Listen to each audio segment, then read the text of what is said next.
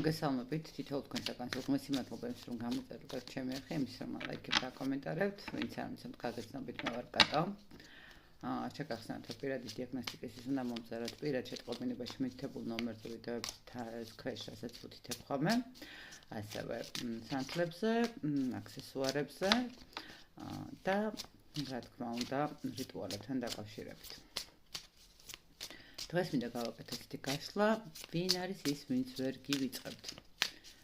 ხო, შესაძლებელია რაღაც მეგობარი იყოს, შესაძლებელია პარტნიორი იყოს, ყოველ შემთხვევაში ნახოთ, ვინ არის ის, ვინც ვერ გივიწყებთ. ვინ არის ის ადამიანი, ვინც თქვენს დავიწყებას ვერ ახერხებს.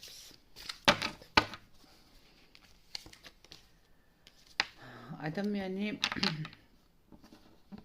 პირველ რიგში ვიტყოდი რომ საკმაოდ ესეთი ემოციური ადამიანია. აქვს თავისი შიშები, თავისი ესე რომ ვთქვათ, ნახეთ, ადამიანი რომელიც სულ რაღაცას მოლოდინშია, ესე ვიტყოდი. ადამიანი, რომელსაც აი ეს მოლოდინის რეჟიმი შეიძლება ითქვას წლების განმავლობაში აქვს ჩართული.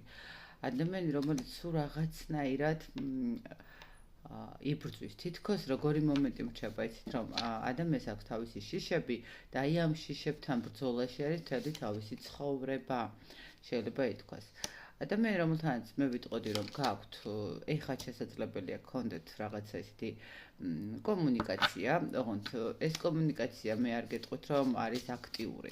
ეს კომუნიკაცია არის შეიძლება რაღაცა მინიშნებები რომ ჯერ კიდევ არსებობს, ჯერ კიდევ ცოცხალია, თუ რა ვიცი, მინიშნებები იმის რომ აი ჯერ კიდევ ახსოვ ხართ, არის ესეთი მომენტები, მაგრამ ადამიანთან ფაქტიურად გაქვთ ემოციური, ასე ვთქვათ, ტკივილი, ხო, რაღაცნაირად გამოცარიელება.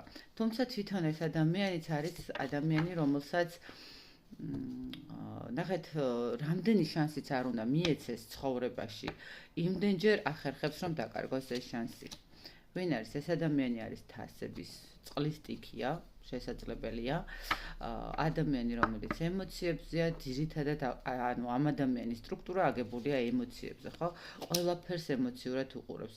შესაძლებელია მესამე პირებისაც უსმენდეს. ადამიანი, რომელიცაც აქვს ცხოვრების შანსი, სათავისოდ მორგების შანსი, მაგრამ ადამიანი სულ რაღაცნაირად ელოდება, სულ ეშინია რაღაცა გადადგას ნაბიჯი, სამწუხაროდ აი ესეთი